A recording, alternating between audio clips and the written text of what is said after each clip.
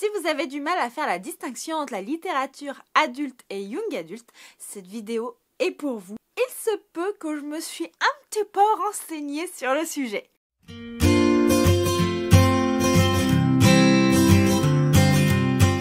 Hello maîtres et érudits de la citadelle, c'est Johanna. Je suis ravie de vous retrouver aujourd'hui pour une nouvelle vidéo.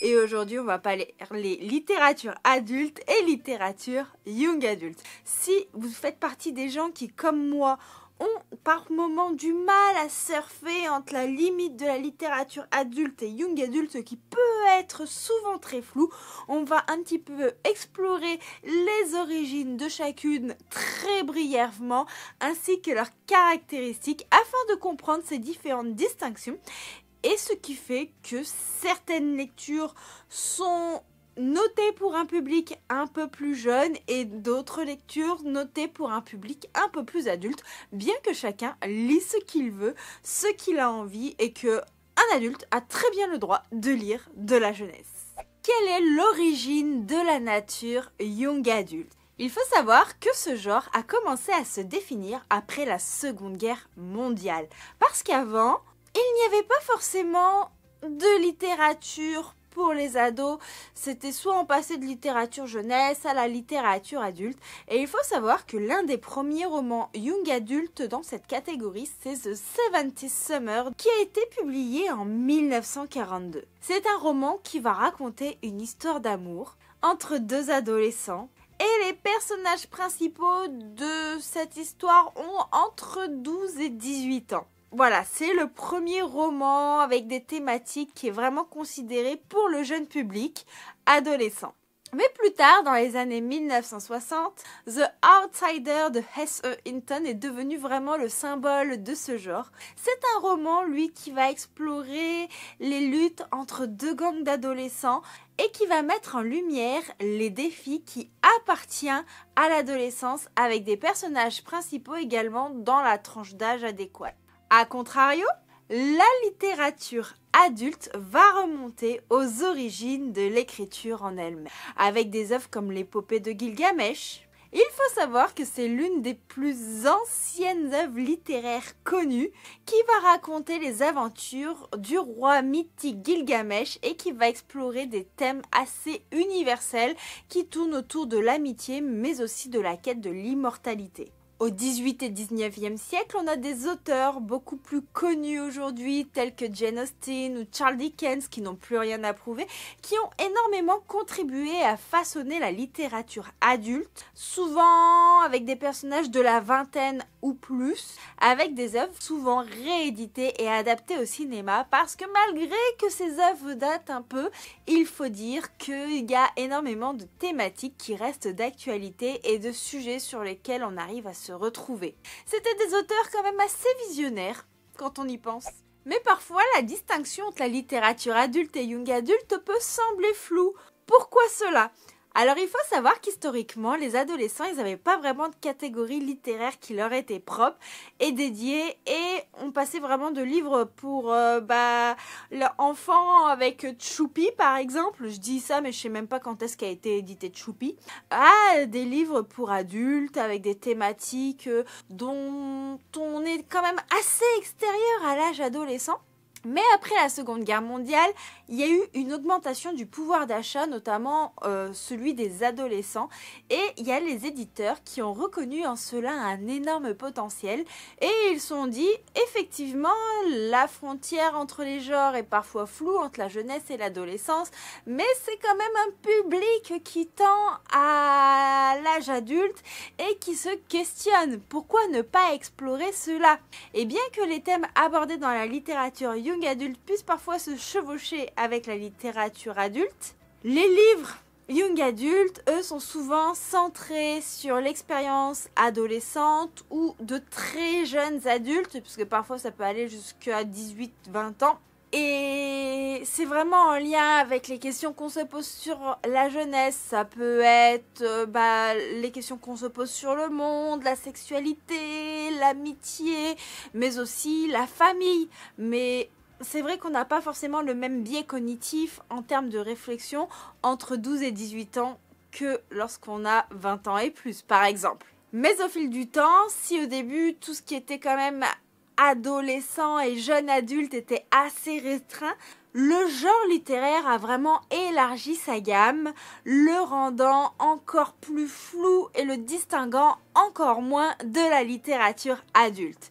Les choses sont beaucoup plus subtiles, mais cela va aussi avec l'évolution du temps parce que oui, avec les mœurs, les choses changent et c'est totalement normal. La perception personnelle et les normes culturelles ont joué un rôle clé en ce qui concerne les choses qu'on considère d'approprié pour un public adolescent et jeune adulte, et ce qui fait que par exemple il y a des livres qui sont publiés initialement pour du jeune adulte qui peuvent plaire également aux adultes, et je pense qu'on se retrouve énormément aujourd'hui là-dedans. Par exemple, il y a Harry Potter. On est beaucoup à avoir commencé à lire cette histoire quand on était des jeunes adolescents et à continuer à la lire et à découvrir cette histoire quand on est adulte. Déjà, il y a le fait que dans cette histoire, on grandit avec les personnages, donc forcément, on évolue avec eux sur certains sujets, mais il y a aussi des choses qui font rêver et qui parlent aux deux lectorats. On a des lectures comme Circé, qui évoque vraiment une période mythologique avec le questionnement, et parfois ces lectures parlent également aux deux publics. Mais qu'est-ce qui distingue réellement ces deux genres? Eh ben, dans la littérature young adulte, on a déjà un public cible qui est le plus souvent entre 12 et 18 ans. C'est vraiment la gamme de public qui est concernée par les thématiques, bien qu'on puisse prendre plaisir, nous adultes, à lire ces livres-là, bien entendu. Les thématiques que l'on retrouve le plus souvent en young adulte sont liées à la quête d'identité, le fait qu'on se recherche, au passage à l'âge adulte, avec tout ce que peut évoquer les relations amoureuses et amicales à cet âge-là, mais ça peut être lié à la famille, ça peut être vraiment des sujets dont on est sensible à l'adolescence. Et même si aujourd'hui on a de plus en plus de scènes spicy, même dans le young adulte, on va dire ça va être du spicy édulcoré, du spicy qui est censé démontrer comment on devrait vivre la sexualité dans un contexte sain, sécurisé, alors que dans la littérature adulte, cela est plus développé, cela peut être beaucoup plus sombre. En young adulte, on a souvent des œuvres avec un style direct et accessible et souvent un rythme assez rapide pour pouvoir captiver le jeune lectorat et ne pas le perdre. Il faut que le langage soit vraiment accessible à la catégorie d'âge auquel le livre est destiné. Je vais illustrer cela par exemple avec des livres que j'ai pu lire en young adulte. Je vous ai déjà parlé de Harry Potter, de J.K. Rowling. Dans cette histoire, on suit Harry, un jeune sorcier et ses amis à l'école de sorcellerie Poudlard, qui n'a pas rêvé d'aller à Poudlard. Et dans cette histoire, ils vont affronter les forces maléfiques. La catégorie d'âge dans Harry Potter, ce sont des personnages qui ont également entre 11 et 17 ans. Et la catégorie d'âge des personnages principaux a un rôle quand même assez prépondérant dans le young adulte. Donc voilà, c'est pour ça que par exemple Harry Potter est vraiment classé dans cette catégorie d'âge, bien que je pense on retrouve tous notre compte à lire dans Harry Potter. Voilà, on est nombreux à avoir grandi avec cette saga, mais pourtant, c'est bien une saga young adulte qui aborde des sujets liés à l'enfance et où on a la perception justement de ces jeunes, des situations qu'ils peuvent vivre au quotidien, bien que dans les derniers tomes, ça devient très très sombre et beaucoup plus mature, mais c'est le cas aussi des personnages. Vous avez en young adulte la saga Cursebreaker de Brigid Kemmerer, publiée chez Rajo, qui est une réécriture assez moderne et captivante du conte de La Belle et la Bête. Et dans cette histoire, vous allez y suivre une jeune fille qui a été transportée dans un monde magique pour briser une malédiction. L'âge principal est beaucoup plus élevé dans cette histoire puisqu'on est vraiment sur des personnages entre 16 et 20 ans, si je dis pas de bêtises dans mes souvenirs. Mais voilà, ça concerne quand même un jeune public la recherche de l'identité des personnages qui cherchent qui ils sont, à quoi ils vont servir, quel est leur but au sein du royaume. On a aussi la limite floue entre la famille, l'amitié, avec qui on a le droit d'être amis ou pas, les erreurs qu'ont commis nos parents, est-ce qu'on est censé agir de la même façon. Voilà, ça reste des sujets qui vont toucher à la quête d'identité, à la recherche de soi, à la compréhension de ce qui se passe autour de nous, avec un contexte sociopolitique qui est quand même assez simple et compréhensible du jeune public. Toujours en young adulte et en livre très connu, puisque j'ai envie que ce soit des titres qui puissent vous parler, on a Le Prince Cruel de Holly Black. Dans cette histoire, vous allez y suivre Jude, une jeune humaine. On la suit dans le début de l'histoire assez jeune et on la voit devenir une adolescente et progressivement une adulte qui a été élevée dans le monde impitoyable des Fae depuis la mort de sa mère. Elle est élevée par le père de sa grande sœur qui est sa demi-sœur avec sa sœur jumelle et tout ça. Et dans cette histoire, on va voir Jude naviguer dans diverses intrigues politiques et le danger pour pouvoir gagner sa place à la cour et prouver qu'elle est capable, qu'elle est elle-même. Là aussi, dans cette histoire, on a des thématiques, déjà avec des personnages qui sont assez jeunes, qu'on voit grandir, mais qui n'ont jamais au-delà de 18-20 ans. Et on a vraiment une recherche d'identité, recherche de sa place dans la famille, dans le cocon familial. On a des intrigues sociopolitiques, certes, mais ce sont des thématiques sociopolitiques qui sont accessibles à un jeune public. Et on a une plume qui est quand même assez directe, très page-turner.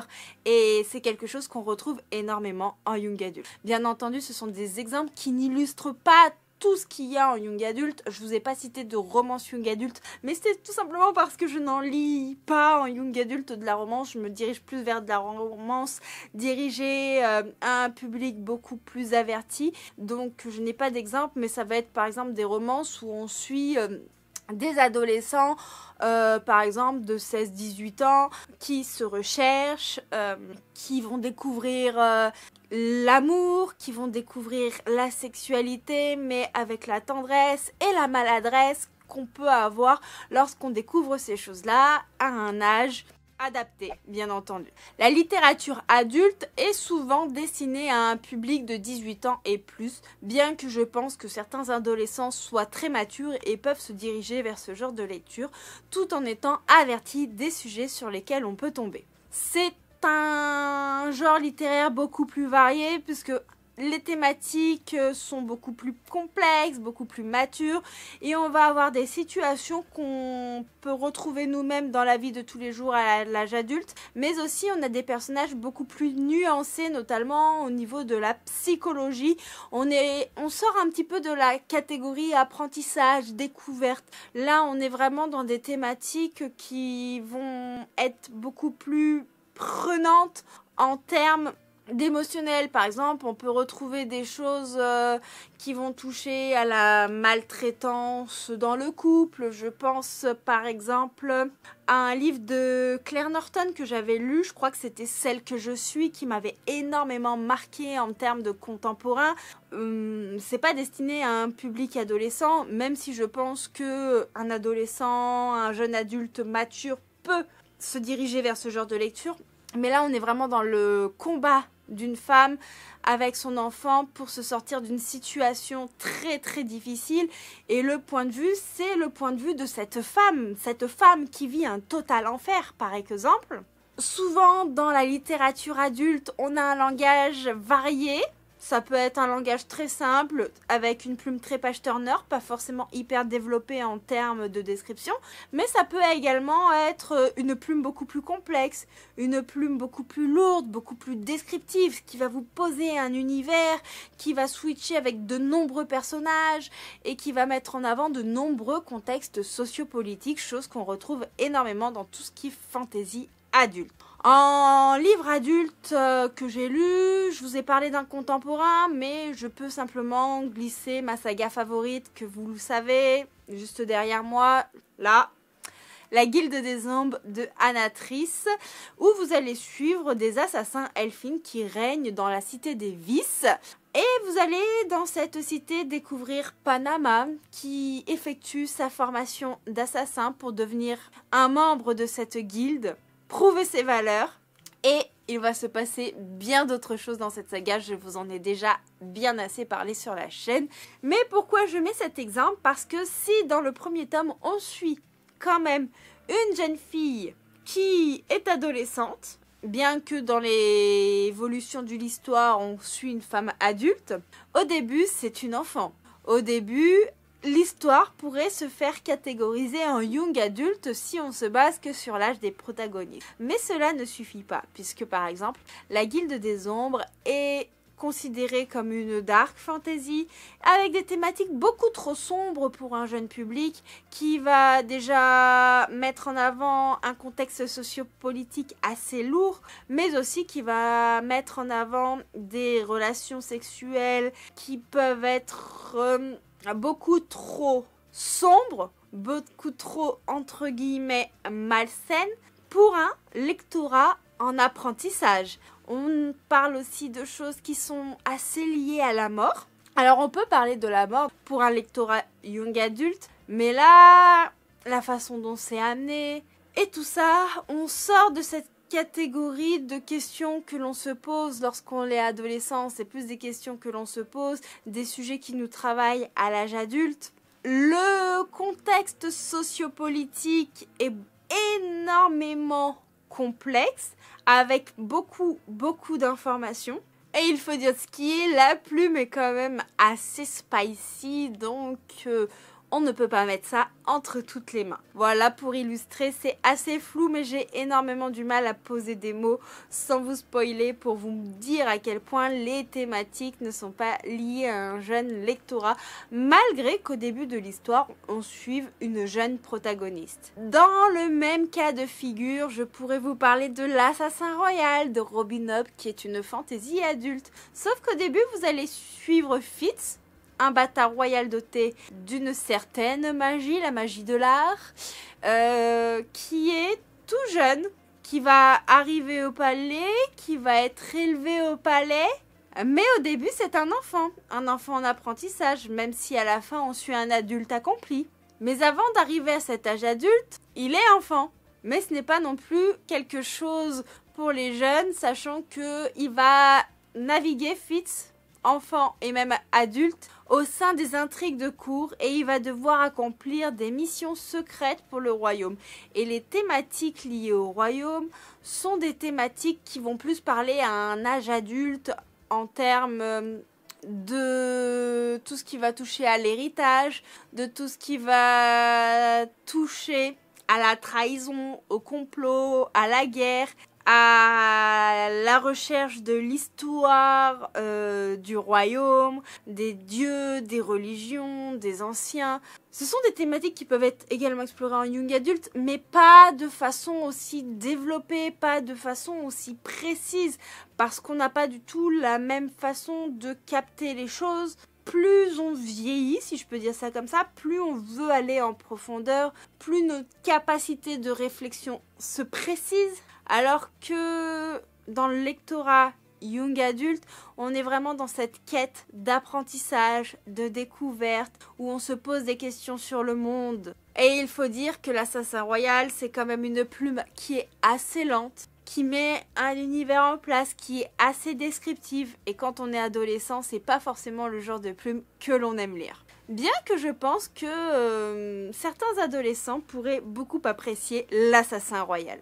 Pour vous parler d'un univers qui est beaucoup moins développé, mais qui est également destiné à un public adulte, il y a Un destin ancré dans le sang de Daniel L. Jensen, où c'est une histoire de vengeance et de romance dans un monde où les alliances politiques et les trahisons vont déterminer le sort des personnages, et notamment celui de notre chère Freya. Pour contexte, Freya, c'est une jeune femme qui est mariée à un homme qui la maltraite. Suite à énormément de choses liées à la mythologie nordique, elle va devoir faire annuler son mariage avec cet homme-là et elle va être dans l'obligation d'épouser le Jarl afin de pouvoir assouvir une prophétie et le destin politique de la contrée, de ces royaumes nordiques et tout ça. Et c'était vraiment très axé mythologie. Et pour le coup, ici, on est dans une plume par rapport aux deux autres livres que je vous ai cités de fantasy, qui est beaucoup plus direct, beaucoup plus immersif, beaucoup moins descriptif et où il y a beaucoup moins de personnages. Pour autant, même si la plume est directe, les thématiques vont toucher à un public adulte. On suit des personnages qui sont déjà inscrits dans une vie de couple, des personnages qui sont adultes, qui ont bien plus de 20 ans, qui ont déjà un vécu, un bagage et qui vivent des choses assez horribles, faut dire ce qui est. Et de ce fait, ce sont des thématiques qui ne sont pas pour parler aux jeunes qui, eux, sont dans la recherche de ce que pourrait être le couple. Vous voyez un petit peu la nuance? Voilà, en gros, pourquoi un destin ancré dans le sang, malgré que l'univers soit pas hyper développé, on pourrait se dire « Ah, c'est du young adult !» Non, non. Les personnages ont plus de 20 ans, ils ont des thématiques, ils ont des problématiques justement liées à un âge beaucoup plus conséquent et des thématiques qui ne parleront pas forcément à de jeunes de 15-16 ans qui, eux, ne sont pas encore ancrés dans une vie maritale et tout ce qui va y toucher, ainsi que les problématiques qui peuvent être liées à la sexualité et ou tout simplement qui ne sont pas encore sensibles à ce contexte sociopolitique. Bien entendu, les maturités varient d'un jeune à un autre et c'est pour cela que malgré que les livres soient bien catégorisés, chacun lit ce qui lui parle.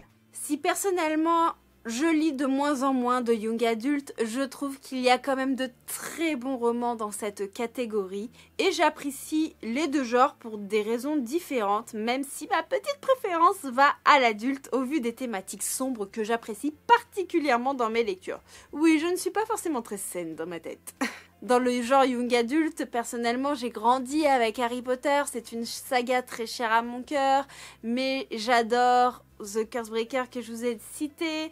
J'ai un faible pour The Prisoner. Enfin, des choses un petit peu comme ça. Mais côté littérature adulte, par exemple, il y a La Guilde des Ombres de Anna Trice qui me hante et qui m'a enthousiasmée par rapport au monde sombre et complexe qui est rempli d'intrigues politiques et des personnages avec énormément de motivations qui sont ambiguës. Donc n'hésitez pas vous à me dire qu'est-ce que vous aimez dans le young adulte, qu'est-ce que vous aimez dans la littérature adulte. N'hésitez pas à rebondir sur cette vidéo, bien que je pense parfois avoir été assez maladroite dans mes explications. N'hésitez pas à me dire si c'est clair pour vous, j'ai pas trop l'habitude de faire ce genre de vidéo un petit peu plus explicative, mais en tout cas j'avais envie de m'essayer à ce style-là. Mais pour conclure, la littérature young adulte, ça offre des histoires qui sont vraiment captivantes sur le passage de l'âge adulte, justement, avec des personnages qui vivent des expériences similaires à celles de la jeune audience. En revanche, en adulte, on explore vraiment des thématiques plus complexes, des personnages plus nuancés, qui reflètent les défis et les dilemmes auxquels on peut être confronté en tant qu'adulte, justement. En tout cas, quel que soit votre genre de lecture, je vous encourage vraiment à lire ce qu'il vous plaît, ce qui vous fait envie et n'hésitez pas à partager vos livres préférés en commentaire. Moi, je vous fais plein de bisous et je vous retrouve tout bientôt pour une prochaine vidéo. Ciao, ciao!